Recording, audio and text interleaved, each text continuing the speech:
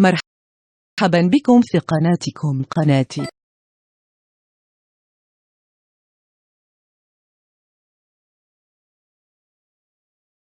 نور متحول جنسيا. صاحبتك ولا صاحبك نور؟ صاحبتي ماشي صاحبك. كتعرف شكون هو ادم الحلو؟ هذا اشهر شاد جنسي عندنا في المغرب، ديما مصور راسو في. لا ما تنعرفوش. ما تتعرفوش؟ واخا بسلين خنزين منكم اي والله الدوما هذا هو هذا ادم، راه صاحبتك ولا صاحبك نور؟ صاحبتك ماشي صاحبك. صاحبتي. اوكي، ممكن تعتبرها صاحبتك. اوكي.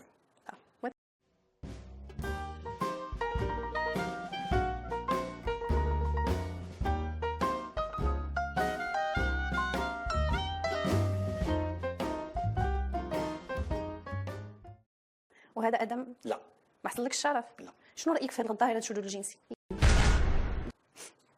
كل واحد تيدير بحياته اللي بغا. حيت الشذوذ الجنسي ما فيهاش غير الرجال، فيه حتى العيالات. طبعا سي سيور. فهمتي؟ علاش الراجل نتقبلها ما نتقبلهاش منه المراه نتقبلها منها؟ لا ما قلناش لك عاوتاني تقبلها. لا دابا مثلا الحاله ديال نور كاين تحول جنسي. لا ما كنهضرش على النور. ما كنهضرش على النور. وحتى في الحاله ديال النور كل واحد كيدير براسو اللي بغا. انت داير داك هذه كتسمى الحريه الفرديه. داكوغ. اذا انت كدير في راسك اللي بغيتي. مالو؟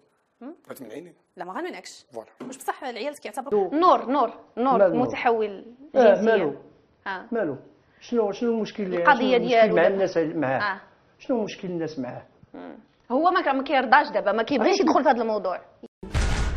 بغينا نعرفوا هذه القضيه. واش الناس اش عندهم معاه؟ كيقولوا هذا السيد اللي هو كان تحول جنسيا الى امراه، شيئا ما المجتمع تقبلها، ولكن هو ما كيتقبلش الناس يهضروا معاه على هذا الموضوع. بلاتي الاشكال الا تحول شي واحد الى امراه، والاشكال الا تحولت شي امراه الى رجل، هذاك ماشي اشكال. تعجبهم تيقول لك لا كنظن المغاربه عندهم مشكل. لا الترجلات تقول لك الترجلات. راه كانوا عندنا حنايا في الحومه كانوا بنات اللي كتلعب كره معاك، كتمشي معاك بزاف ديال البلايص، كتفلى معاك ديك التفليه كلها هي ديال الدراري،